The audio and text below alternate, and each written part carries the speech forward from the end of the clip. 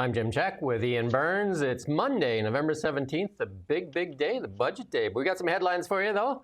Do or die day for the Liberals. The PBO office throws some more shade on Liberal claims.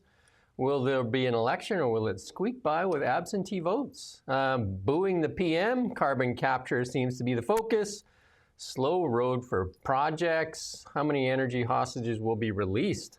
Inflation slows due to energy. Aliens may already be here, and our top doc wants to fix the stigma around them. How's that? Another government bureaucrat on spending spree, no surprise there. What does that all mean when you Canada enters space race. Look out, world. Here we come. BC party leaders on different paths. And is Al Gore losing his mind? All that and a lot more on the Really Big Show. Again, we're on every morning at 9 a.m. live here on the Now Media YouTube channel. You can also watch it later. We're also on X. We're also on a multitude of platforms. And like I said, it's all available later. We'll cut it up as well. So we appreciate it if you'd like, follow, subscribe, do all those things. But the big day is here. This is the confidence vote. This is the third vote on the budget. Either it passes or it doesn't. And if it doesn't pass, we get a Christmas election. It would be January, they think, but yeah, it would have to be. The campaign would be over Christmas, yeah, which would be a Christmas present. How's that? Yeah. Yeah. I don't see the live up. There we go. Is it? Yeah. I don't see the live up. Do I? I don't know what's going on, Rommel. Is it up? It's live on YouTube. Oh, there you go. There you go. I'm just crazy. A lot of people have said that. There you go. Budget government's fade up in the air as MPs vote on this budget here. And but let's hear from our friend Jason Jacques first. He was interviewed by Vasi Kapelis again on CTV, and he has some more warnings about the fancy accounting there in the budget.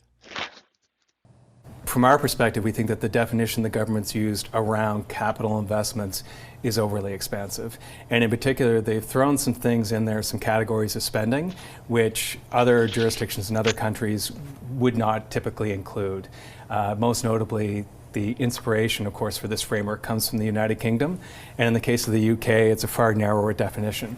And of course, the biggest risk with all of this is if you're not spending on productive capital investments, if you have an overly broad definition, then you're not going to get the investment impact and the growth in the economy that the government expects. Let's talk more. Is basically long-term investment into things like. So what do you think? Well, I think I learned a lot from that interview. I don't know if you watched it all, but it's worth watching all of it. Number one thing, the first thing I learned is what a sort of gentle, timid little soul this man is. He's such he even looks a bit sort of androgynous, dare I say, but he's such a little shrinking violet, and he kept being asked these questions, and he's like, well, actually, about that, totally doesn't match his reputation. Like if you only read the headlines, you'd be like, this guy is coming out with these words like condemning the Liberal government. He's not like that at all. He's like very sort of soft and mild-mannered. Apparently his name is also Jakes, Jason Jakes, not Jax, even though it's spelled like Jax. But he said he was applying for the job as well. That was another thing, that he wants to have the job, and he was like saying, but it's up to the Prime Minister if he wants to go in a different direction, and I won't do anything, me lord. But the important thing, besides all of that comedy, the important thing that he said was, or highlighted was, well, as people are already saying in the comments here on YouTube, that he referenced the United Kingdom, which is an absolute basket case on the verge of potentially an IMF bailout. Lots of serious voices in Britain, including the leader of the opposition in Britain, are openly expressing fear that the country might be headed towards a bailout by the International Monetary Fund, something usually reserved for third world countries. Britain is a disaster of a country, and it's yet another area where Canada's trying to imitate Canada when it comes to the way that the budget is put out and arranged. But even there, Jake said that's the inspiration. But the Canadian government is actually doing it, or the Liberal Party is actually doing it in an even worse way than the British are. It's even less transparent than what the British do. And then he also highlighted that and we noticed this. Watch this show if you want to know what's going to happen months in advance. We noticed this when Champagne started to move away from debt to GDP ratio and started to talk about deficit to GDP ratio, which for people who aren't initiated might sound trivial, but there's a very big difference between those two things. And Champagne started to move there, especially when he was talking about comparing Canada to other G7 countries. That's because the deficit to GDP ratio is better in comparison to other G7 countries than debt to GDP ratio. But as he says, Jakesy boy here, the only real measure of fiscal health is debt to GDP ratio. Deficit to GDP ratio is a secondary metric. It's debt to GDP ratio that matters. And that's what the Liberals have moved away from. And he said that that's not good, basically. This will be a real travesty if they replace him, though, because if we remember when Donald Trump replaced the statistician in the United States, even the Canadian media lost its minds. It was a threat to democracy. How dare Trump remove somebody that's just reporting the numbers? And this guy is a CPA, and he's done a good job. And like you said, they've actually done a few hit jobs on him already. He's just reporting what's in the accounting standards. He's basically reporting. Like, their fancy footwork here is not it's not how accounting is done. And he's just saying a lot of the stuff that they put into the capital belongs in operational. And it's just fancy footwork to kind of fool the public. And if we don't have these watchdogs in there, then it's just a free-for-all. And we're going to get into some of the free-for-all later. We're going to see some of this uncontrolled spending, and we're going to see some of the opaqueness that the Liberals continue to drive. It's a disaster, though. Like you say, if we lose these watchdog people, look, Canada is the land of the credential, as we've said many times. And this guy obviously has credentials of a sort, doesn't he? He's head of this watchdog, and he's got all the right degrees and everything. Or he's the interim head, and he's come out and said, "This is quite scary." So usually in the Canadian system, that would mean, "Oh crap! Like, I'm scared now. Let's listen to this guy."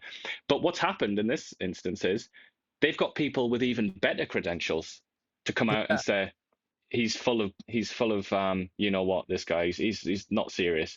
So therefore their credentials trump his credentials, and then we're left in a pretty hopeless position, because the Canadians with power, the electorate, the boomocracy, they're just going to go with the best credentials. And unfortunately for Jason Jakes, it's not him. It's other people like the IMF, Mark Carney himself even.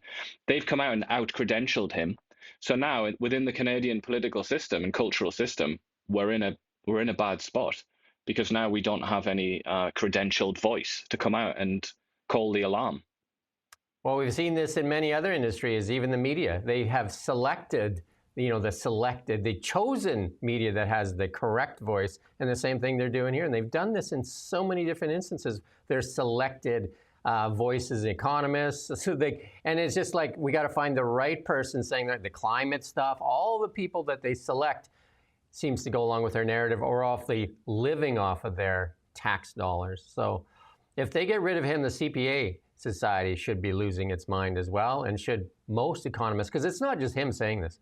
This is many large organizations that have said that. Many organizations, including economists and banks, and that have said this budget makes no sense.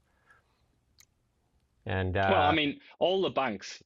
The best response I've seen to this from a Liberal perspective is that it doesn't really say anything. It's like a damp squib. It's like it's the rocket that didn't launch kind of thing. That's the biggest compliment. The worst thing I've seen from the banks, all the mainstream boys, all those delicious credentials that Canadians love to feast on. The worst thing I've seen is, this is terrifying, and this is not sustainable. And like Jake said, shocking. Really the main thrust of what Jake said, there is not enough capital investment here to justify the level of debt that we're in and the level of debt that we're taking on. Because as in personal life, you only really take debt on if you know that it's going to pay off in the long run. And that's what a lot of what the banks have said, and the economists and observers, they've said there's not really enough investment in capital here that's going to actually bring a return in the future. It's a lot of operational spending. For the sad reality is that for more than a decade, Canada's been drifting away from its economic strengths. And that's when liberal policies, right?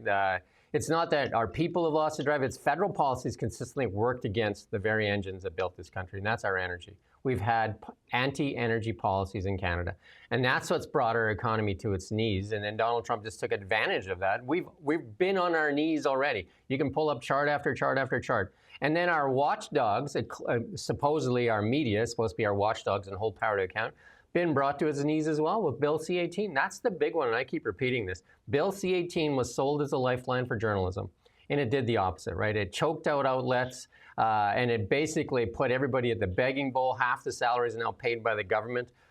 And then the CBC just wallows in the trough, and I mean, you'd have to be blind not to see their bias. Well, even if you don't think they're biased, another question that I would put to you is, do you think that there's enough diversity in the media? And I don't mean stupid things like skin color. I mean actual real diversity. Like, is there a sort of conservative, libertarian, right, hard right, left, hard left? Do you see all of these varieties in the media landscape in Canada? Because if you do, then you're seeing something that I don't see. And the cool thing for the Liberals, I guess, you know, their big plus for all their failures over 10 years, they got to hide them all because they got to point to the boogeyman next door, the Trump straw man. Everything is his fault.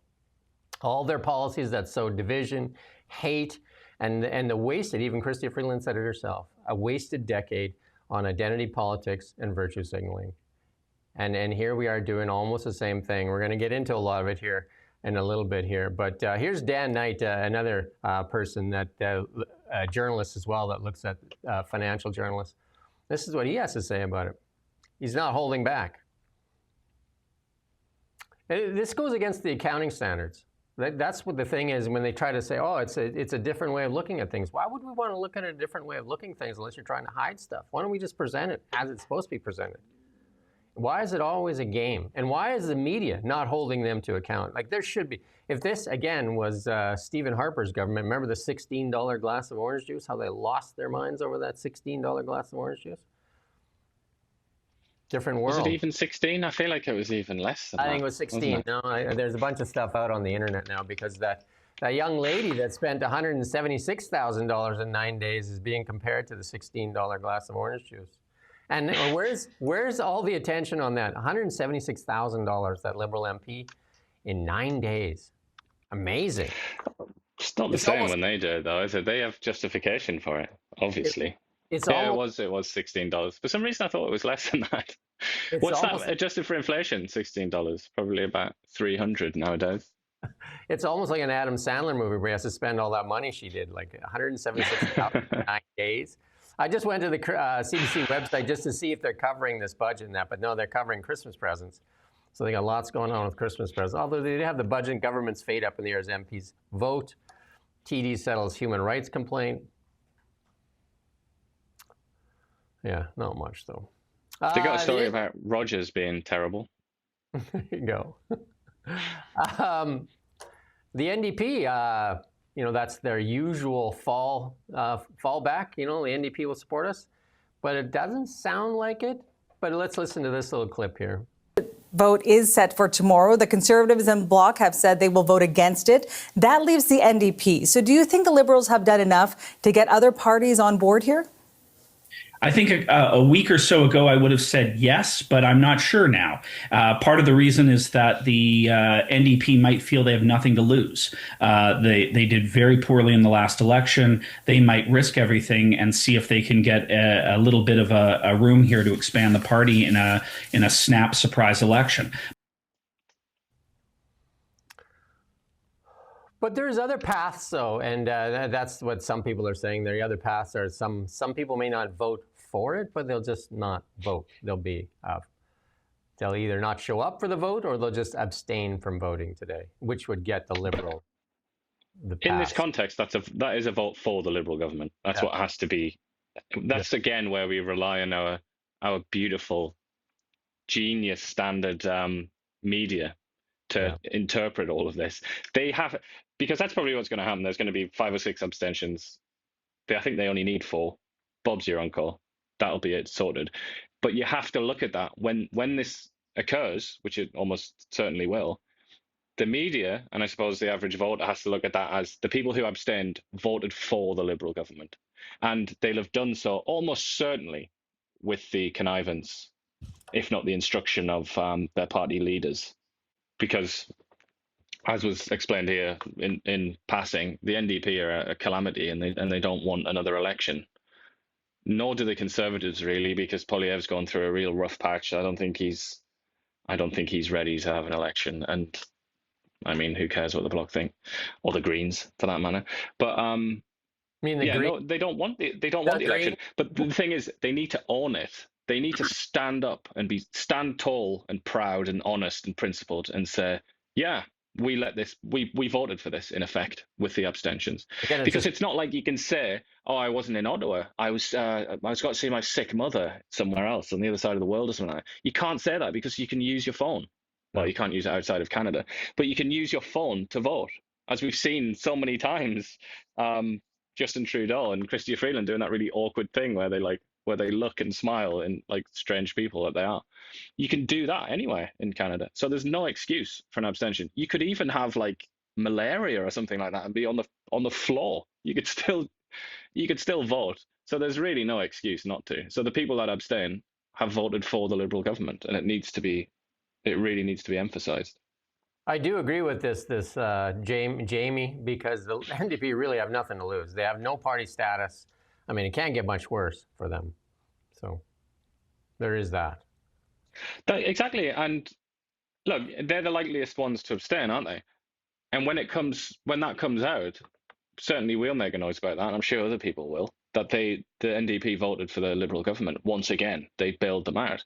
I don't think that's going to help the NDP. But obviously, in their opinion, I would guess, they'll be thinking, we'll have a new leader soon, and this will all be forgotten. And that new leader can just pretend that wasn't the decision that they made. You know, they wouldn't have voted for that budget kind of thing. But it's a bit of a cheap trick, isn't it? And I feel like the NDP might be digging their grave a little deeper with this. Well, Mark Carney went to his fourth big sporting event, and this time a Canadian team will win. And the other three were a loss. The soccer was a loss. The hockey was a loss. And the, what was the third one again? Hockey, soccer, and baseball. Baseball. All three losses, and this time, guaranteed win for a Canadian team. But also thinking he's very popular. Not so much.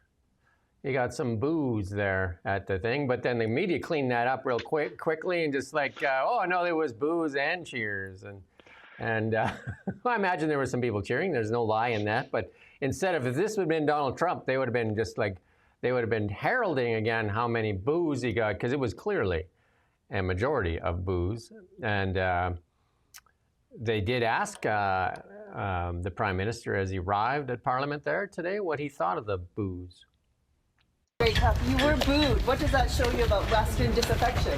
Look, we've got, we meet with everybody. We represent the entire country. We were cheered as well as the other. And we have representation across the country. I'll say one other thing, which is that in a few hours I'll have a virtual meeting with the First Ministers of the provinces and territories, and we're all looking to work together. I met a few of the premiers when I was in Winnipeg, working together for the country, whoever people voted for. Thanks very much. But that's the whole point. They don't feel represented. Silly Mark. And also when he says that, we've got representation across the country in Ottawa, Gatineau, Montreal, Toronto. It's like, yeah, that's where you win elections, isn't it? Not over there where people boo you. That's the point. Well, there were some people that are doing a lot worse than booing as well, but we won't get into that. But, Alberta, like he's lucky he wasn't in Alberta. They might have been hurling their popcorn. But wild stuff. But he says, he said on Friday that the cabinet will cut the federal payroll by a tenth and find $60 billion in savings. And remarks came hours after the Budget Office warned there was a little chance the cabinet would meet its latest deficit targets and remains too secretive or will find savings. Imagine that. And he says that reducing the size of public service by 10% and cutting management consultants by 20%. That's one that should be cut by like 80%. Like the amount of money they pay to McKinsey & Co. is just absolutely astronomical. And I think basically McKinsey & Company have been running Canada for the past 10 years. If you look at all the marketing, that's what the Liberals have been really good at, marketing. They're really good at campaigning and really good at marketing. Got to hand it to them for that. And a lot of credit for that goes to Katie Telford and to the McKinsey & Co. The backroom boys and girls, yeah. Yeah, the federal payroll number is about 445,000 according to the Budget Office. Annual spending on consultants, ready? Take a guess. Just take a guess of what they spend annually on consultants. Anybody on there? Anybody want to take a stab at it out there listening? Just take a guess. Gander. $25 billion. $25 billion. Just look at the savings right there. Put that into the military. Just crazy. And they got all these employees, and yet they need consultants. And we've done so many stories where they say a lot of the bureaucrats say, oh, you know, we just don't have the knowledge base to make the decisions. We need consultants. Then just maybe get better employees then, right? The average salary. But then the unions come out and they're furious and say, no, we can do it, guys. But obviously the Liberals don't believe that to be true, do they? And I think they don't want to stir the hornet's nest by firing lots of them and hiring new ones instead. But there's so many other things, like, you know, they're employing people who live in places like Toronto and obviously the United States. Like, they don't want to live in Ottawa, these people, and they don't want to earn a government salary, even though it's pretty high. They still don't want to do that. They want to be in the big city earning big bucks. And that's why they have to go to the consultants. But it raises all sorts of questions, doesn't it, about how government is done here. Average salary, $136,000. Starting salary for Canadian military, just over $40,000. Cabinet in its November 3rd budget put this deficit at $78.3 billion, more than triple the original target. Get that, run that through your head for a bit. Triple the original target. It's the largest deficit in Canadian history outside the pandemic area. And Jason Jacks, at the September 5th testimony, says, you know, something's going to break. It should be very alarming. We don't use the word unsustainable. Unsustainable is mean you don't have an option to say, maybe I'll wait a couple of years, I'll see how things go. He did say the words unsustainable, shocking, stupefying. Yet, if this was a story in the United States with Trump, and Canadian media would be just using those headlines time after time after time. Yet nothing, right? Other than they went and found people to discredit Jason Jacks. Yeah. And then I'm surprised they're not in this budget. They're not talking about the emissions cap removal and how many times carbon capture shows up in there. You don't need to put that up there. Take that off. Yeah. You know, it's puzzling that the Conservatives aren't talking about it. It's puzzling that that's not one of their things. Like, here's the emissions cap being removed, and why haven't they talked about it more? Because it looks likely it's going to be replaced with this CCUS, because they've been talking about it, they've been parading it around. And here's Tim Hodgson touting, this week we announced new major projects being referred to the Major Projects Office. After the day of the mainstream media, the one that get a lot of the government subsidies, touted it as, this great thing, and that a lot of the reaction from outside the media has been very, very negative. And it's been to the point where all of these projects have been basically held as hostages for a long time, and they're slowly releasing hostages, energy hostages. But we do have a little clip here from Tim Hodgson, again interviewed by Vasi Kapelis at CTV. It isn't in anyone's interest. I'm simply putting to you, if I recall, prior to them being put, that project being put on the list, they had already been saying that they would make a final investment decision in early next year. So being put on the list didn't exactly accelerate the certainty with which you're saying, your government is providing investors like LNG Canada. So I know your audience doesn't always have complete clarity on how these projects work, but there are a huge number of decisions still for the proponent to make. There were a number of things they needed from the federal and provincial government, that through the Major Projects Office were coordinated between the federal government and the provincial government, and that clarity has been provided to the proponents. There's 5 different equity proponents for LNG Canada 2. They say they have what they need from us now, and they will be making their decision in the spring. So we have significantly advanced the likelihood that we will see a final investment decision in the spring. So even that, like, these things are not being fast-tracked.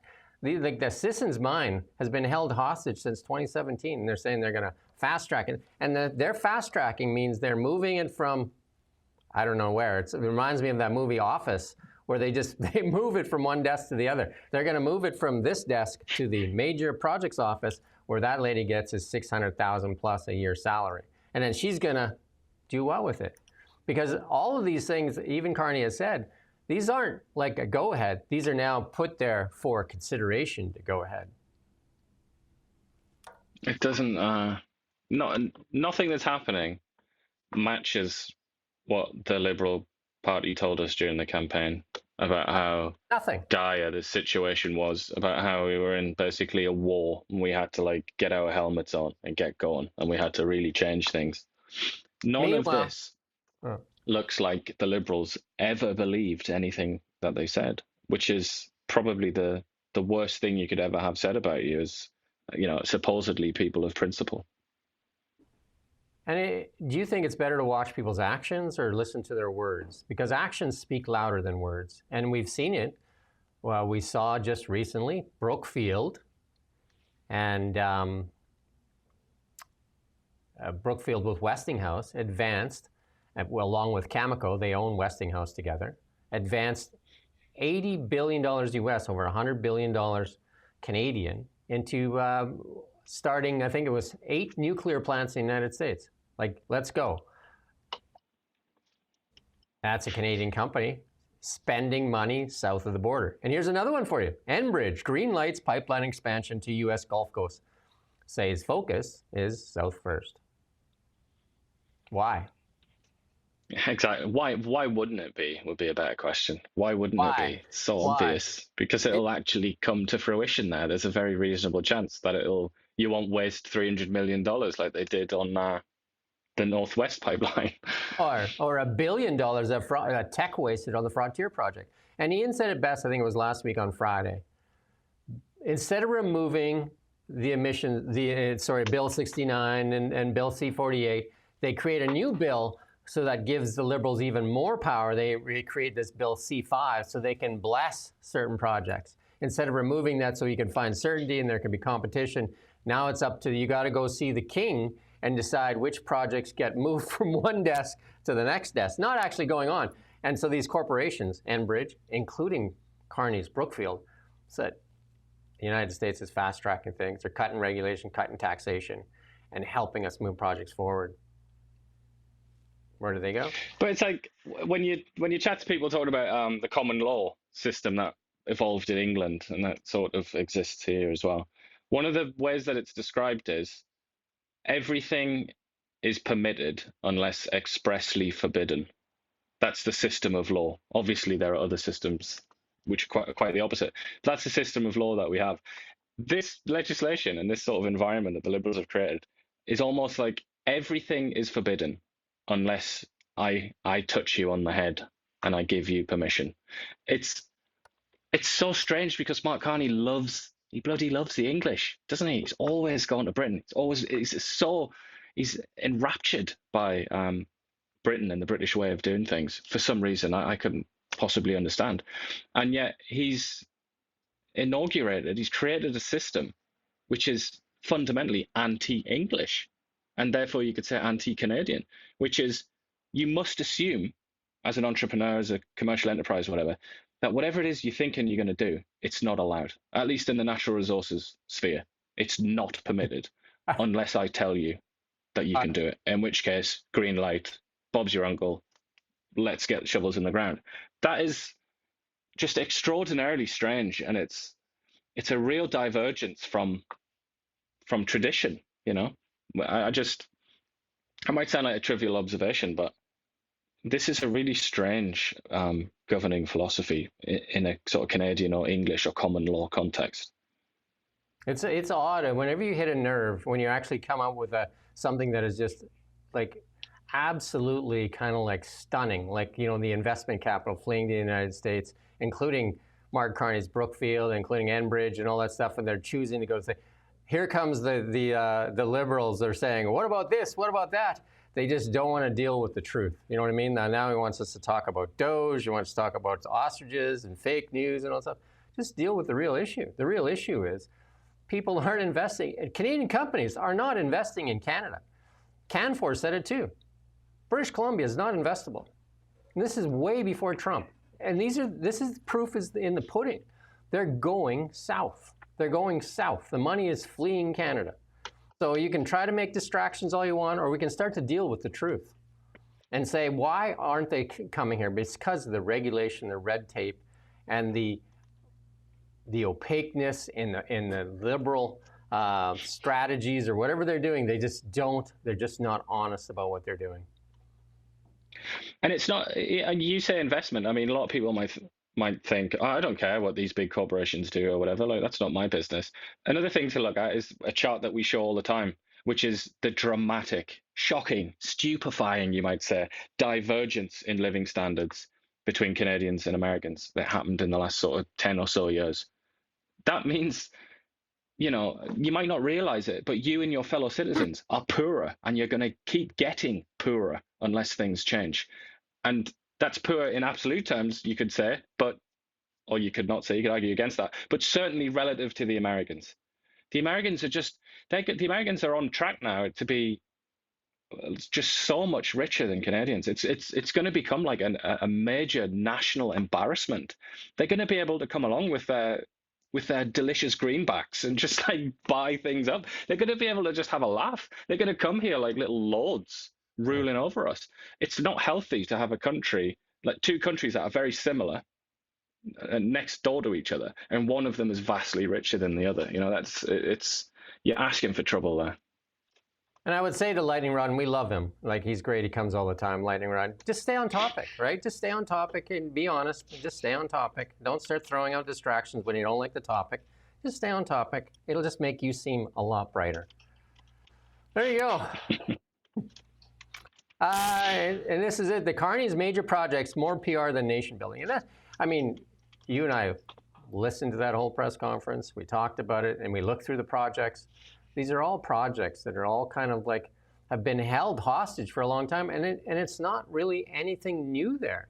There's just moving them along. There's no big announcements. There's no, like the big announcement would be a Northern Gateway pipeline. And that's what everybody's waiting for. And Sunday came and went. Or even Keystone XL. Sunday came and went, and what do we have? Daniel Smith's deadline. Yep. Sunday came and went. Mark Carney said it's even before that. He said that. He said, are we going to have that MOU with Alberta? Oh, you'll likely even have it before Sunday. Here it is Monday. Here it is Monday. But, you know, Danielle Smith seems to be at least temporarily appeased, doesn't she? She's not... well, I think... She's not jumping up and down on the table. Not yet, anyway. They're playing that game. We removed the emissions cap for you, or we're going to remove the emissions cap, and we're going to replace it with CCUS, which is going to be allowing private corporations to tax our energy, which is just absolutely ludicrous. I've done a few LinkedIn posts on it. You got to go read them. You got to go read them because they're so... That speech that Mark Carney, remember that when he was in the UN? And he made that speech, and it sounded like, even the media said, I don't know what he said, right? With STGs and MMBs and all these acronyms and everything. People are just like, I don't know what he said. You go break it down and listen to it. It's going to be on our Now Media TikTok here later. We actually asked ChatGPT to break it down and tie it back into carbon capture. Man, it makes a lot of sense there if you break it down and listen to it. And it's what I said. It's basically moving money from weak hands, investment banks, to strong hands, government and pension funds. Imagine that. Anyway, here's David. Which has so many implications. That's scary for so many reasons, isn't it? We probably don't have time to go into, but I mean, that's like dragging people's, pensions, what they expect to live on when they're older and can't work anymore. It's dragging that into quite experimental and politicized investments. It's financializing climate change to better fill the coffers of investment banks, and companies like Brookfield that have invested billions. You go to my LinkedIn and read them. There's 3 posts I did in a row on climate. CCUS, you have to read them because that's where Canada is moving toward. And this David Knightleg, he talked about it too, releasing the hostages. Like, I mean, a lot of these projects have been sitting in purgatory forever. Like, Dominic LeBlanc was bragging about the Systems Project back in 2017. 2017. And now they're saying you remember that movie Office, right? Where the efficiency experts come in and they say, ask the guy what he does. He said, well, I take the stuff from my desk and I put it on the other guy's desk. Just like that's. Is that Office Space? I think it's Office Space. Yeah, sorry, Office Space. Yeah. I haven't seen that in a while. That is a very amusing film, though. It's a good satire on bureaucracy, isn't it? So very appropriate for this conversation. And we're just talking about the system mine here. It's chosen as one of Carney's major projects. And again, this project happens to be, you said it when we talked about it on Friday. It's not even a Canadian thing. I thought we were putting Canada first. This one happens to be owned by New Zealand, 85% of it. The next astonishing, slide. Isn't it? And then obviously the Americans are in on that LNG thing, aren't they? Yeah, that's a Texan company, I think. You remember, got the major stake in that one. Rachel Gilmore being accused of a liberal shill, and she's kind of a, I don't know what she is, but anyway, she's very outspoken, and then she's just gone full on against Mark Carney here. Her and the Green Party leader, the new Green leader here in BC, Emily. And I'm not going to play her rant, but she goes and exposes a whole bunch of stuff in this. You can go find her on the internet there, but she goes through and exposes and ties money back to Jeffrey Epstein and this LNG and BlackRock and a whole bunch of things. But that LNG project is all it has a very minor interest from First Nations. They trumpet it like typical liberal fashion. You got to look under the hood to see what's under there, because they bill it as a Lamborghini engine. Underneath, you open the hood and there's this Lada in there, and you're just like, what is this, right? That face there, where you got this freeze frame, it's not a particularly kind or generous freeze frame of that poor woman there. But that's the last thing you see before HR tells you that you're being fired for internet posts or something, isn't it? It's like, it's just. I just had to make that comment. I'm sorry. Talk about Office Space. Inflation dips in Canada. Why? Remember they told us it had nothing to do with it. Energy. Inflation across Canada dipped slightly as gas prices down 9.4% year over year. Imagine that. Inflation, the next slide there. Got to wake up the guy on the board there. No, not that one. Nope, not that one. Previous one. There we go. Anyway, we don't have a budget like CBC, so we'd have like 12 guys back there. Anyway. Yeah, the food. Look at the food. It's a nightmare, isn't it? Food year over year. Although the month to month looks better for food. I think there's actually, on a monthly basis, down 0.6% food bought from the store. Like grocery prices then. But that's not enough to make people feel any better, really, is it, in the grand scheme? Because like I said, just look here, 3.8% or 3.4% year over year food. So that's October this year compared to last year. I mean, it's just insane, isn't it? Food in October last year, how expensive was food? Now it's 3.4% more expensive. It's bleak. The food situation. It's talk about the UN. I can't believe they haven't got involved in that. It's an absolute atrocity what happens in this country with food prices. This one doesn't make any sense either. Like home and mortgage insurance for homeowners increased since 2020, almost 39%, and car insurance up 20%. Like that's ridiculous. Like we need better options. We need more options here in Canada. We need more options. Or people can start. Abysmal. Yeah. People can start getting together and do self-insurance. You know what I mean? Like you can get 10 people in a group and self-insure, because like this is like for the in BC. Like I mean, there has to be better options. This is just ridiculous. I mean, all these. And then there was also the cell services. That's been going down for ages, and that's up 7.7% there, it says, year over year. And the explanation from Statistics Canada was, oh, they just put them up. No other explanation, just they put their prices up. And it's like, yeah, because there's only 3 really, isn't there? So if they decide to put them up they go, and there's nothing you can do about it.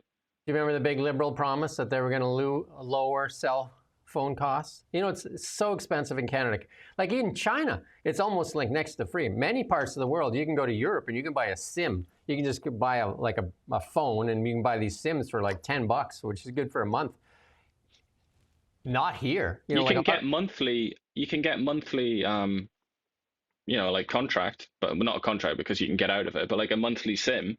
Yeah. In the UK for about 10-ish dollars. It's just cheap as chips. And same, the internet is loads cheaper as well, and food is just so much cheaper.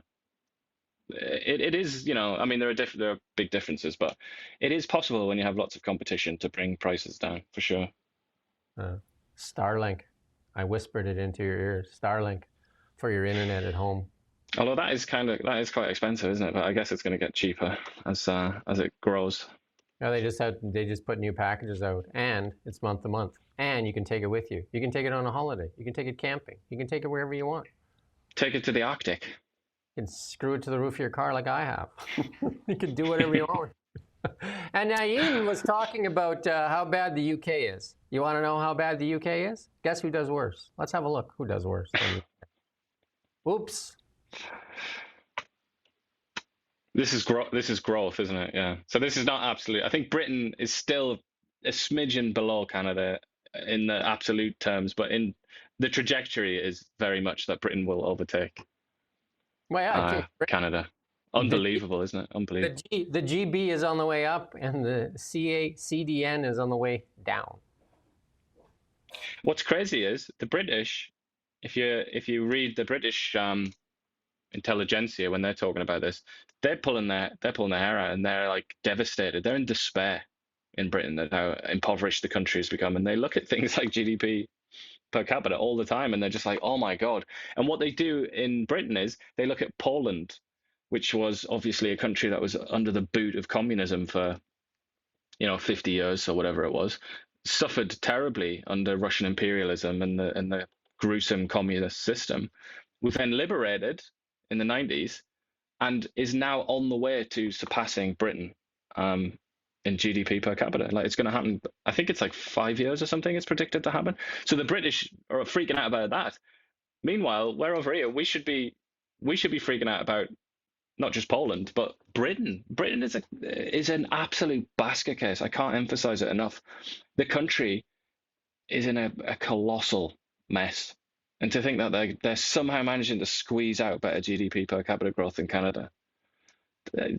People, whoever it is that's been in charge since 2016, as this chart shows us, whoever you are, you should be very ashamed of yourselves. But I can't think who it was that was in charge, but you should be ashamed. And we continue down the same road. That's the shameful part. We're down the same road, same team. And don't forget who is the economic advisor, who advised us not to do the Northern Gateway Pipeline. Canada has been brought to its knees by Liberal policies because we don't have an alternative market for our #1 export. We don't have an alternative market. It was the Liberals that did it, and it was Mark Carney advising them to do it. He testified in committee that not to do the Northern Gateway Pipeline. And look how Brookfield's making money hand over fist in the United States with pipelines. It's just crazy.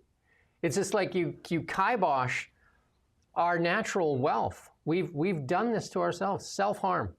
And here's a little chart for you. GDP reduced by 8%. This is after Brexit. I mean, they're tying it to Brexit here. So, but doesn't really make sense. That, I mean, that's extremely contentious, by the way. Yeah, that's what I'm saying. Because Britain has actually grown faster than France and Germany and other European Union countries since Brexit. So it doesn't really add up. It's very politicized, very contentious, but take it for what it is, I guess. Here's the lesson for the UK. If they want to make their numbers look better, they should hire Mark Carney and just use different stats. Oh, right, they did. They did hire him, and that didn't work out. He also said, if you remember your Carneyology, he also said that Brexit was going to basically set fire to the British economy and everything was going to be awful and living standards were going to collapse. But apparently, the trajectory is better after Brexit in Britain than it is in Canada. Explain that one, Mr. Carney. Well, here we're getting to the part where bureaucrats and elitists and that, they're not too worried about the meat counter or planes, limos, and planes, trains, and automobiles, right? He saw Pierre Tremblay, the president of the Canadian Nuclear Safety Commission, billed taxpayers he makes $343,000 a year. I mean, that's paltry compared to some of the other guys, I guess, right? He's making half of what the other guys make, but he makes up for that in his billings, right? So stayed at French resort hotels, dozen flights between Ottawa, rather than take a train, Ottawa and Toronto. Why would you want to take a train between Ottawa and Toronto when you can fly first class, right? Seems silly. Or do what every other peasant does and drive. Obviously, because he couldn't be bothered, because it's about 5 hours, and he couldn't be bothered to do it. Just in his first year on the job, $3,500 on limo rides from Toronto's Pearson International Airport. Why take a cab when you can ride in a limo? Right? Who even wants to drive in a limo these days? It's not exactly luxury, is it? $27,000 for 37 flights back and forth to Ottawa for routine meetings. $27,000. So those are not WestJet economy fares. Those are pretty good nights, pretty good fares. But while everybody is staring at the meat counter, like wishing and wondering, they got the whole family there at the meat counter looking at that steak and thinking that, like instead of planning for a vacation, you're planning for that steak. These guys are just like living lavishly on the taxpayer dollar, right? He subsequently raised his travel and hospitality budget from $100,000 a year to $185,000, plus an additional, ready, $50,000 for an executive and housing allowance for the president. Why not, eh? So that's more in travel expenses and housing expenses than most Canadians could ever dream of earning in a year. But that's just to transport and house this very special little fella. All tax-free, too. But as ludicrous as that one is, let's talk about our favorite doctor here. She makes a little more money than him, actually, Dr. Mona Nemer, the alien lady, eh? And she says it's possible aliens have already visited Earth. Yeah, I think they've taken control of many of the political leaders. Though the technology, she makes $393,000 a year. She is therefore more important than the guy in charge of nuclear safety in Canada. Who decides on these salaries? And she says, is it possible we've been visited by extraterrestrials? And this is her trying to get a raise, I guess. Logically, the first step would be send robots. And that's what we're doing on Mars right now. You're not doing it. Elon Musk is doing it. You're not doing anything. Well, NASA is doing it. It's not really a Canadian enterprise, is it? No, it's Elon Musk for Mars. Elon's working with NASA on the moon base. But she said they've got robots up there, haven't they? Can't remember what it's called now, the latest one. Yeah, but NASA's got one up there right now. Yeah, I was talking about like Elon's going to send Optimus up there. She said there could be life elsewhere in the universe. I mean, that's just, okay. Like, that just seems obvious. Given the number of solar systems, okay. But she said one of the things they're worried about, though, is, like the stigma. Unidentified aerial phenomena stigma refers to a set of aspirations cast towards people who speak openly about research phenomena. The Sky Canada project, right? Sky Canada project, that's 7 employees. Remember we talked about that? They have 7 employees. How much money do they have just staring out the window?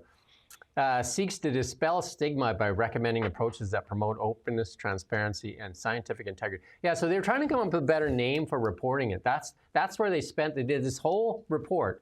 I think we talked about that report a few weeks back. I think it was several weeks now.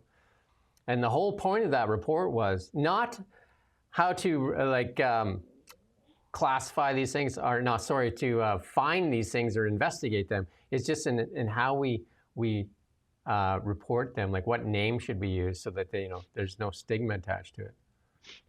You can't even make it up. And certainly don't presume their gender or anything like that. That would be atrocious, wouldn't it? We don't want aliens coming here and then feeling that they've been stigmatized, or the people that report them. Maybe she should just watch X-Files. Maybe that's what they do. Just watch X-Files. Someone here on YouTube put out a pretty interesting comment there, saying, called Global Traveler, who I assume is an American, says, "We have the experience of having a poor neighbor next door. Are we going to have to build a wall to keep you out?" In other words, Canadians. I mean, obviously he's having a troll. You're trolling us. Congratulations. But it's not a completely silly question, is it? Because if the disparity continues to, if it goes crazy and the divergence is enormous, America will have to be worried about things like that. Certainly, like illegal immigration from Canadian citizens who just want to go and work in America because they'll get like double the salary or something.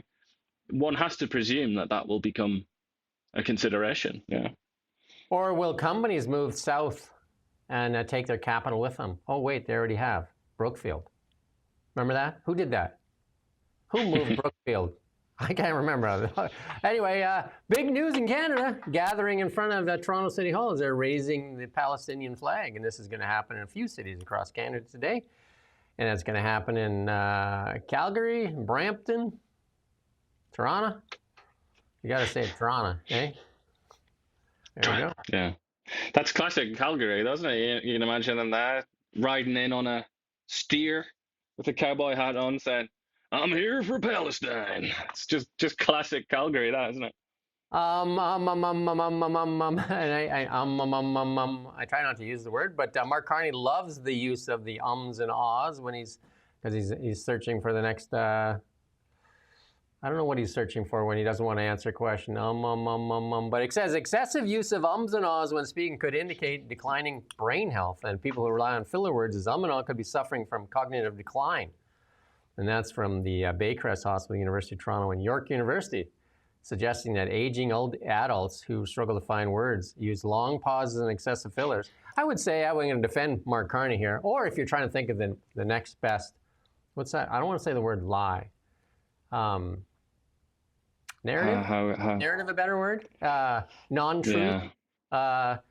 BS? Manipulation of the truth, perhaps. Reframing of reality, maybe is another way. There should be like an asterisk there. Unless you're trying to mislead or spread misinformation, or like they like to say there, misinformation or disinformation. Then it should just say, or if you're a politician, really. Use all the ums and ahs you need. But here's the big news. Ready? You ready? You're hanging on the edge of your seat? Canada is officially on its way to becoming a true spacefaring nation. The government of Canada is investing $182 million in a sovereign, now they're starting to use that word sovereign space launch capabilities. Is this three guys with a bottle rocket where you put the water one, I ever used one of those in a park where you pressurize a water bottle rocket and then shoot it up into the sky? Because $182 million, not going to get you very far in a space race. Especially when you look at like the Indians, the Chinese, the sort of new arrivals in the space world, they're chucking enormous amounts of money at it. I mean, so who's this press release for? Like, who's dumb enough to think this is actually going to amount to anything other than some more grift for somebody? Because it's ridiculous. It's absolutely ridiculous. Jeff Bezos must be quaking in his boots, as is Elon Musk, right? And we should try and see if we can get a comment from Elon Musk and say, what do you think of this? Canada's going to challenge you in the space race. Because they said that. We're joining the space race. Okay. Yeah, it's I don't think they're going to be major players, are they? But who knows? Maybe we're wrong. Well, I bet a lot on it that we're not. But the government of Canada touting it, and it's good for some of those people. They believe all this stuff that's said there. So they're going to open up our own spaceport. This is even funnier. I got to phone some of my friends in Newfoundland. The Atlantic Spaceport Complex in Newfoundland. How many schooner beers do you have to drink before you start to believe that there will be a spaceport in Newfoundland?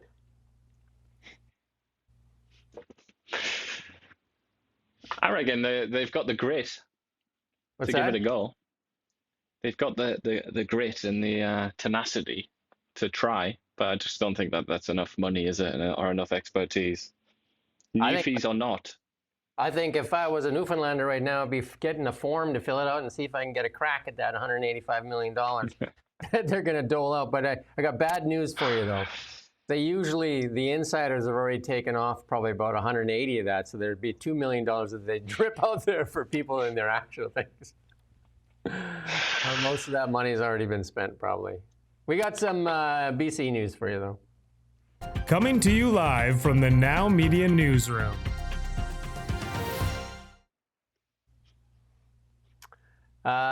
So I interviewed Mario Canseco, a really good interview, actually. Mario Canseco is the pollster that we use for the Trump election, we use for the provincial elections, and we use for the federal elections.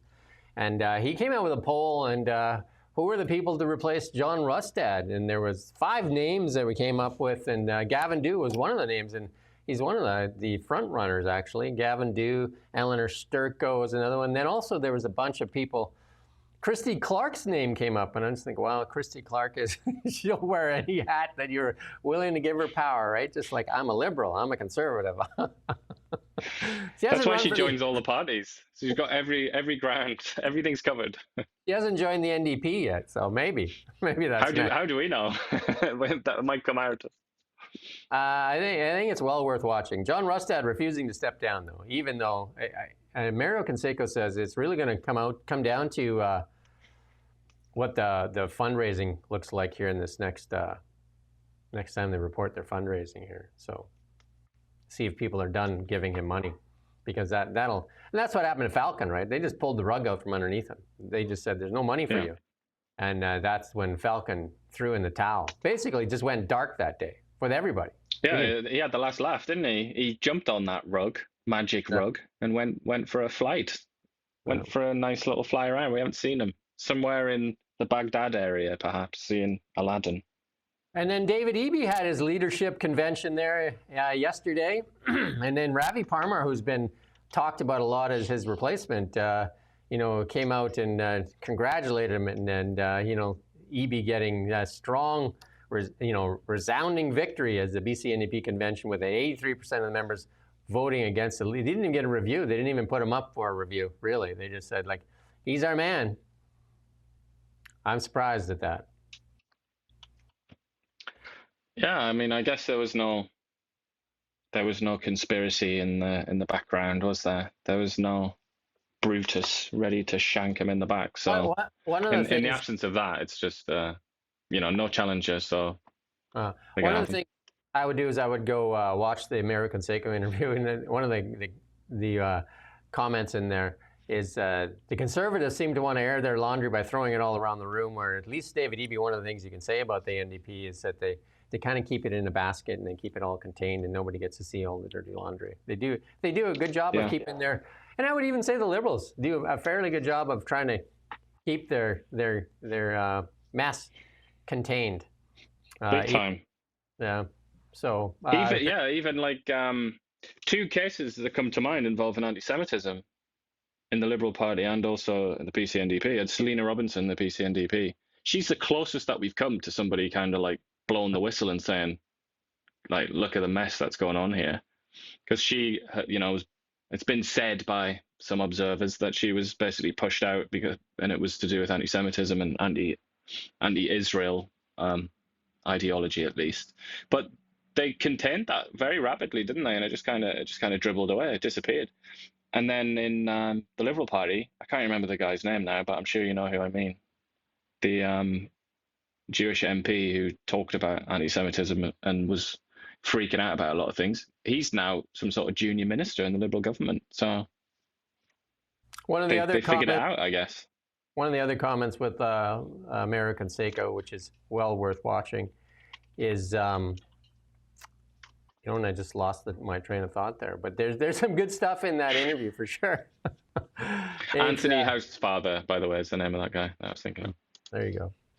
I'd go watch that interview. Oh, that's what it was. Between Jeff Moyse and Mario Canseco, a lot of thoughts on this Cowichan land decision we're going to talk about in a second here is being run right out of the Premier's office, that not a lot of the MLAs have knowledge on it. So I'd go watch the Jeff Moyse interview and also the Mario Kutseko interview. You get some insights there as to what's going on. So I was wondering why none of the NDP MLAs would push back on it, because this could be the big moment where we see pitchforks in the street and that for David Eby because of what's happening with property rights. I did do an interview. I do a kind of a regular interview with Dennis Storchuk, and then also he brought in Andre, and I'm not going to be able to pronounce his last name. And then the young man in the bottom corner there did fight for the Ukrainian army, was wounded there, and then since then has left for Canada with his pregnant wife, who's a doctor here, but can't be a doctor here, so she can't work as a doctor. But they can't get PR, so this whole interview is about there's 300,000 Ukrainians here in Canada. They can't get their PR, and according to Dennis, when he talked to Mark Carney personally, they said it's because Zelensky doesn't want them to give him permanent residency status. He wants them back in Ukraine. So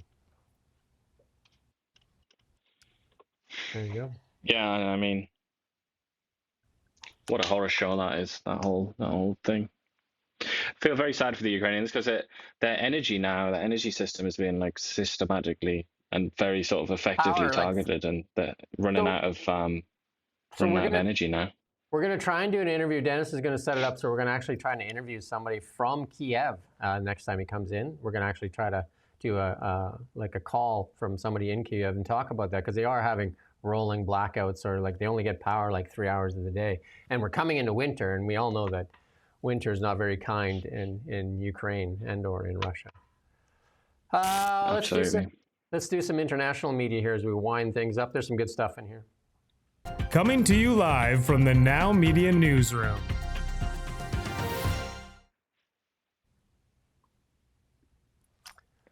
Peter Doocy talking about, remember he was Joe Biden's favorite. What did Joe Biden say to him that one time? He called him a name. Son of a... he was a son of somebody. Peter Doocy, let's talk about their inflation and their numbers here. Let's hear a little recap from Peter Doocy. Inflation for the first year of Trump versus Biden. Biden, overall inflation was up 4.3%, higher than Trump, just up 1.6%. Groceries under Biden in that time, up 3.8%, with Trump up 1.3%. And then when it comes to gas, this is crazy.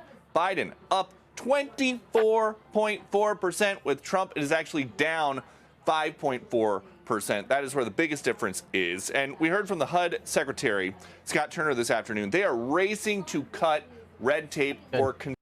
That's good.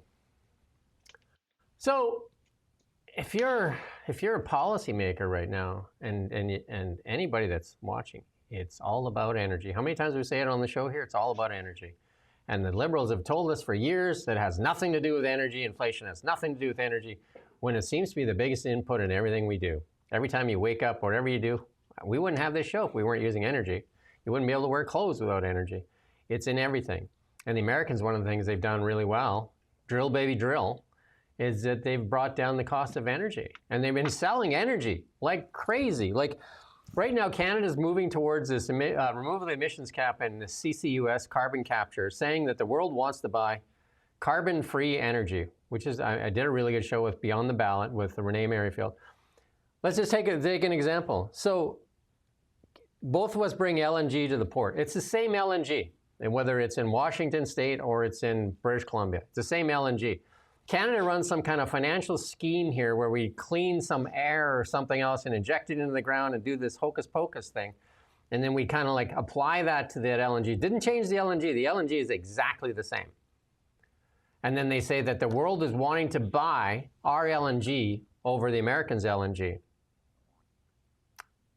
But facts say America signed a deal with Japan, signed a deal with Germany, signed a deal with South Korea. Deals they begged us for, with no CCUS attached to it. They didn't ask for any CCUS. China doesn't have any, like carbon capture. Nobody does. And so who's asking for it? Who needs it? And then the only person that needs it is the financial people that have invested billions and billions of dollars in this technology that is now basically not wanted or needed in the world. And so there's a company that has vested billions and billions of dollars into it, and there's a lot of investment firms that want their money back, and it looks like it's been financialized, and they're going to sell all these CCUS technologies to Canadian pension funds, the Canadian government. Like, we're giving 75% tax credits. Carbon Capture USA moved to Canada. Carbon Capture USA moved to Canada because they didn't know credits down in the US anymore for climate grifting. And so they moved here. They're going to get 75 cents on the dollar. So for every 25 cents they put, you know what I mean? Can your business get that? Can your business get that? 75 cents tax credits? And then you get the ability to tax our energy in perpetuity. Isn't that amazing? That is just wild. What a It's deal. astonishing, really, isn't it? What a deal.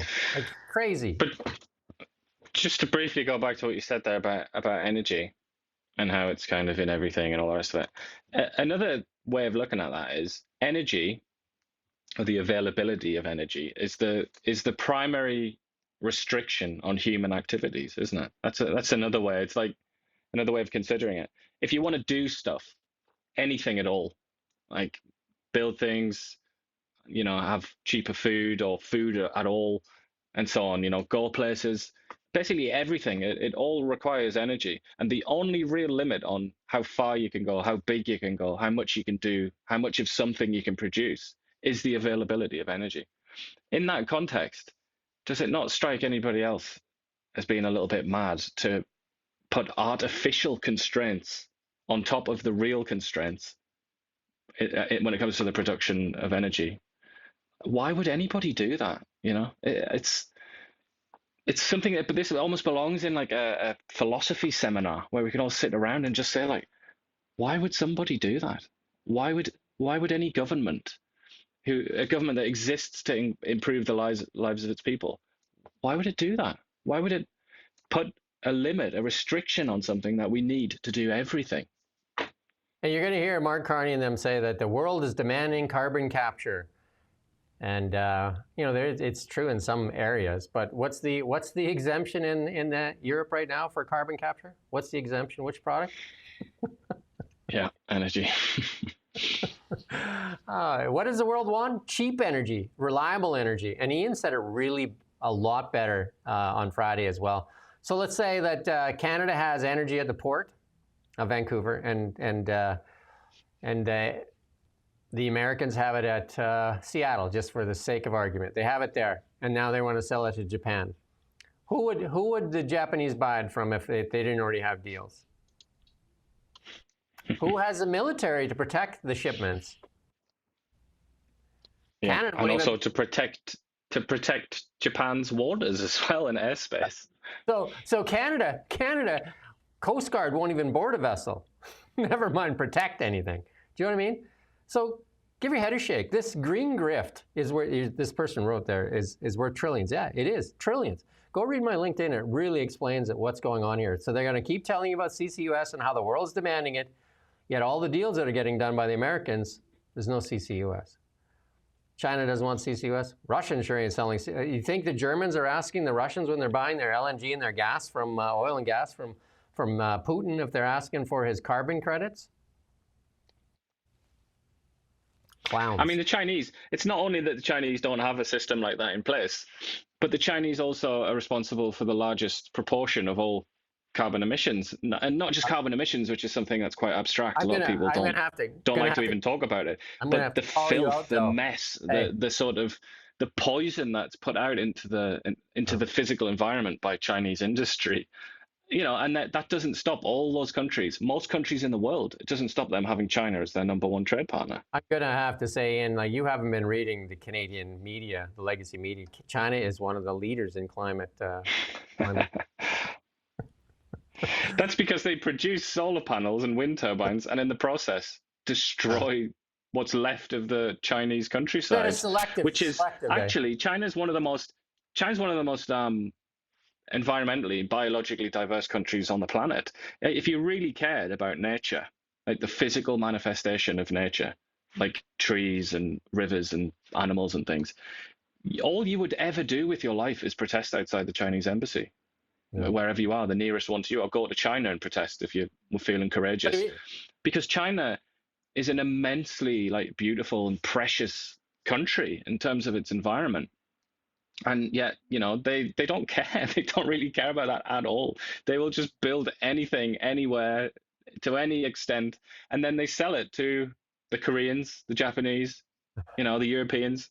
Are we really gonna engage in this fiction, and speak as if these countries care about what you do with the environment when it comes to getting their essentials? And then in many cases, they're not even getting essentials from China. They're getting junk. They're getting like a Buzz Lightyear toy or something like that. It's not like energy, which is like a necessary fact of life. All the people defending David Eby's decision and Mark Carney's decision to fund and choose China to build the BC ferries, saying, well, it's cheaper over there. We can't build it for this, cheaper. It blows my mind that it's the same thing that Canada can't compete if we're going to talk about straight on price. They get to use human rights violations for their labor, slave labor in many cases. They get to use inferior steel and aluminum, and they have no industrial carbon tax. Of course we can't compete. So then that's it then. That's it. We don't have an economy. And plus all the capital is going to the United States, including Mark Carney's Brookfield. Where's Brookfield? Everybody has so much room on their plate. Brookfield, which you would think Mark Carney, Canada first, right? So here's a guy that can influence Brookfield still, and I'm sure he has tremendous influence over Brookfield. Just made a $100 billion investment in the United States. And what are they going to come? They're going to come to Canada. They're going to invest too. You know what they're going to invest here in Canada? CCUS, which adds nothing of value to anything. But in the United States, they're going to create energy for all the AI companies with nuclear plants. Think of it. In the United States, they're actually going to create something that people want. They're going to create energy with nuclear plants. In Canada, they're going to grift the taxpayer and steal from the pension funds and from you, the taxpayer. But from their perspective, you might argue, they're both capital outlays. They fund their projects in the United States. Yeah, but from their perspective, they're both capital outlays that promise a return. And it doesn't really matter how that return is generated from their perspective, but it does matter for the people of the United States who get jobs, the prospect of more jobs down the line, tax revenue and all the rest of it, and not to mention benefiting from AI, which can increase productivity and so on and so on. In Canada, we get we basically pay a tithe and get nothing in return. So if you like what we're saying here and you believe in a free and independent press, then support us by liking, sharing. Somebody even donated $5 to us on Friday, I think. You can definitely share and help us reach a bigger audience. Meanwhile, CBC, who gets $1.55 billion of your tax dollars, and if you go to their website, they don't talk about any of this stuff. They don't highlight anything. They basically just are what you call it, a PR department. That's an expensive PR department for the Liberal Party of Canada. Again, maybe they changed their website right now. Let's see what they got on their website. What are they trying to tell us right now? Budget government's fate in the air as MPs prepare for crucial vote. And they got a really nice complimentary picture. No, you're going to hit the refresh button there. It's just basically... No, have you seen that story? You've seen the second one down. Liberals ready for an election if budget fails. It's just like, here's the PR department. What's in the federal budget? One. So there's a story there. We're ready. Liberals ready for an election. Next story down. We're always ready for an election. Says government whip. And then the next one is like, what's in the federal budget for you? Nothing. But I'm sure they found something, right?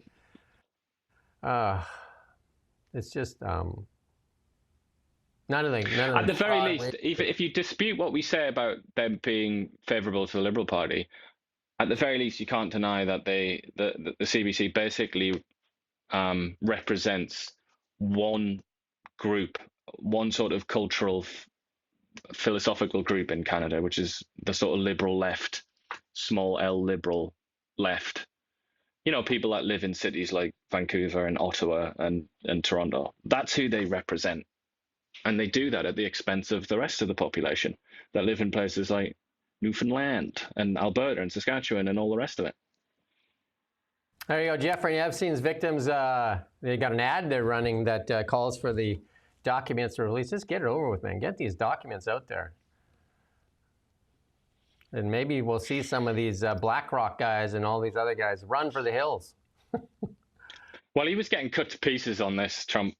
I don't know why he's waited so long. There must be something in there that's not good for him, because it wouldn't make sense or otherwise. Somebody he's protecting, or something about him. Yeah. I don't. Something that he doesn't want, that he's not going to be happy about when it's out there. But it does seem quite foolish, and it has all along seemed very, very foolish, because he's lost a lot of his sort of like core support, or some of them anyway, who started to turn on him. You saw like Marjorie Taylor Greene bailed. There's some Canadian names in there too. Release them. Let's have a look. But he's got to be, he's got to be careful. It's kind of like an own goal, really. He didn't an unforced error. Like he didn't need to lose this steam that he generated there with his own base. And then the other one, which is much, much more controversial, is when it comes to Israel. Obviously, I'm sure most people are aware of Tucker Carlson and some other voices that have started to come out and complain about America's support for Israel. That's like the two sort of areas where he's kind of fragile, I would say. But now he's got rid of the Epstein one at least, and it's just the other one, the Tucker splinter cell. So Ford partnering with Amazon, that's the second dealer that I know of. I think Hyundai is going to sell their vehicles online as well, but Ford's partnering with Amazon to sell used vehicles online. There you go. You can get yourself a used vehicle. And here's India deepens energy ties with the U.S. to mend trade relations amid tariff strain. So, I think that, Trump was trying to get India off of Putin's energy. So that, because here's the thing about Europe, and I talked about it with Dennis Storchuk there. Here is the Europeans screaming about, get more money for Trump or for Ukrainian weapons, when they're actually funding the war for Putin by buying his energy. It's just ridiculous, right? And then and I didn't verify it, but the Dennis and them saying that a lot of this money that's going to Ukraine is actually going first to NATO to buy new weapons and then give their old junk to Ukraine and then mark it up for the full price and say that's what was drifted over there. I know Canada sent some used equipment over there too. That's all we have is used equipment, by the way. But here's your old friend Al Gore, literally amping it up because he lost his buddy Bill Gates. Even throws some shade on Bill Gates there as he goes on to one of his. This is one of the biggest tirades I've heard Al Gore go on. Isn't it time Al just takes a seat somewhere? How much money does Al Gore make off of climate grift, do you think? I'm sure he made a hell of a lot of money off that documentary. There was a book tie-in as well, wasn't there? Let's have a listen to our friend Al Gore. 30, which is kind of a full circle moment. And of course, the purpose is to deal with the climate crisis, and this thin blue shell of atmosphere surrounding our planet is so thin it's only 5 to 7 kilometers thick. It's blue because that's where the oxygen is, and we are using it as an open sewer for 175 million tons of man-made global warming pollution spewed into it every single day. It adds up, it lingers there, and the accumulated amount today will trap as much extra heat as would be released by 750,000 first-generation atomic bombs exploding on the Earth every 24 hours. Literally insane that we're allowing this to continue. In any case, the temperatures are going up because of that. Last year was the hottest year in recorded history. We've seen a few million climate refugees trigger neo-authoritarianism and ultra-nationalism. The WHO climate group warns us that the areas that are now physiologically unlivable for human beings because of the temperature and humidity, relatively small in those dark areas, are now expanding and could, if we don't make rapid changes over the next 35 years, include heavily populated areas in India, Pakistan, Central America, Africa, South America, including Belize, by the way. That's in the area that could become physiologically unlivable right here where we are meeting. So, the same day that Bill Gates released his backtracking on climate, which got a rave review from Donald Trump, the very same day the highly respected Lancet Commission released its update saying that these health threats from climate have reached unprecedented levels. And the Whew, he's worked up, eh? He's losing his breath. Either that or he's not exercising. One of the two there, right? He's getting old, isn't he? Not quite the fresh-faced vice president that he was. But he's amped it up, though. He's got it up on like a level 9 there. But he's talking about parts of India, Africa, South America.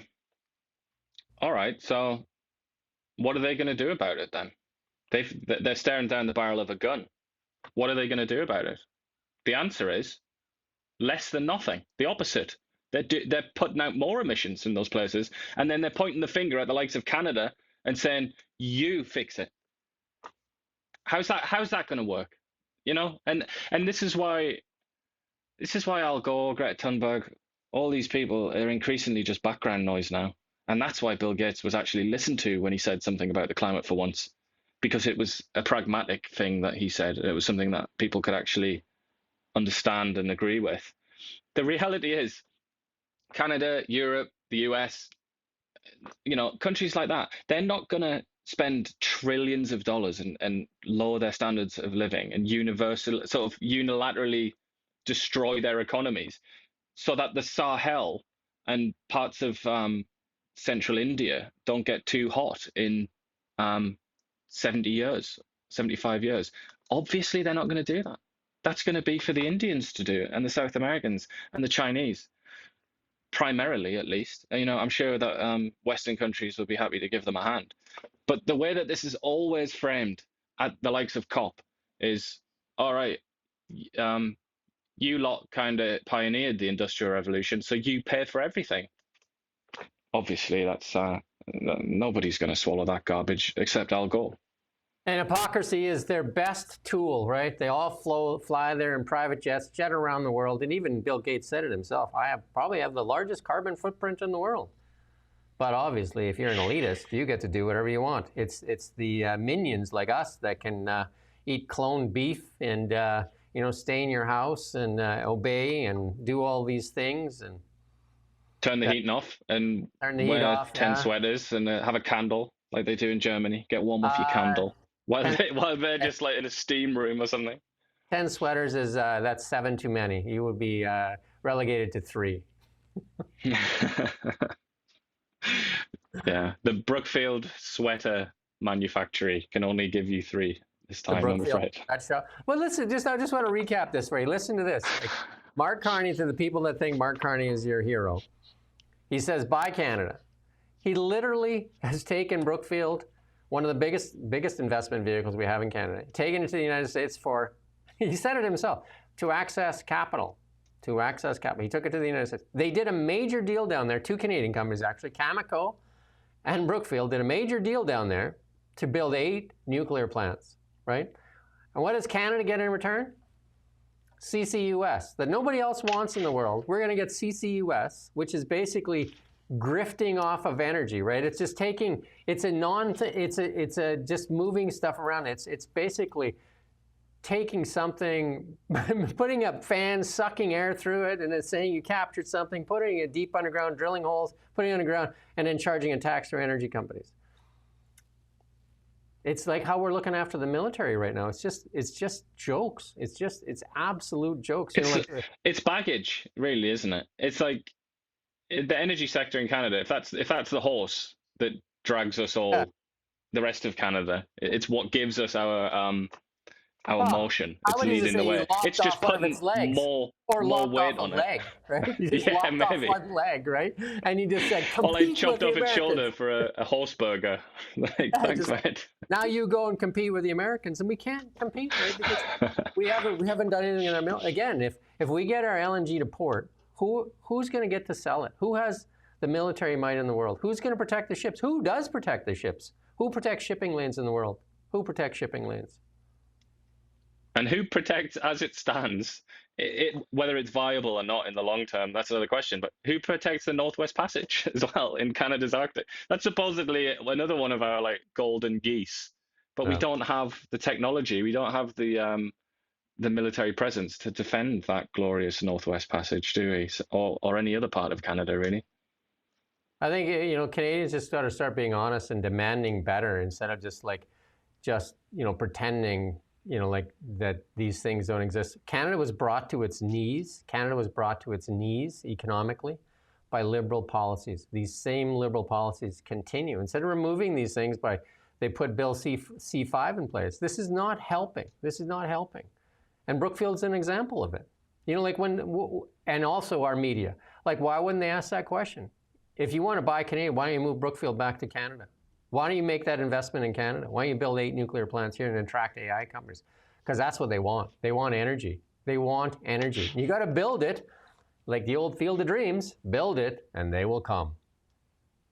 And that really is we have that in mega abundance as well, don't we? It's like, we don't even have to. Like, there are some countries like Britain, they don't have energy. Yeah. They're screwed in so many ways, and they keep hearing it's all about energy. This century, it's like the energy century, and here we sit with just like more energy than we could ever use in the entire lifetime of the planet. We're like a uniquely blessed country here in terms of energy, and energy is the currency of the 21st century, or really any century, you could argue. And we're just saying, yeah, let's not. Nah, we don't need that. Today, I don't think I have anything else going on today, but tomorrow Renee's in with Beyond the Ballot, which is always a great show, and also have a candidate that ran in the Conservative election. Alexander Wright says she has something to say. You always liked her. Well, she's funny, isn't she? She's lighthearted. Very rare traits in a political person. There you go. That's our show for today. We're back tomorrow. Again, like, subscribe, share. Please do that. We're getting a larger audience, and we thank you for that. We're closing in on 1 million views a month, which is we appreciate. And let's get us to 1 million. Let's get a voice out there. Let's get media that actually asks questions. Help us get to they won't even answer our emails. It's impossible to get responses. We need to get Ian into the parliamentary gallery too, so that maybe somebody will ask a question that means something in those scrums. Anyway, that's our show for today. Thank you for watching Now Media. We don't just report the news. We live here too. We're your neighbors, bringing you stories that matter to all of us. No government funding, no outside influence. Kelowna Now, local, independent. News you can trust.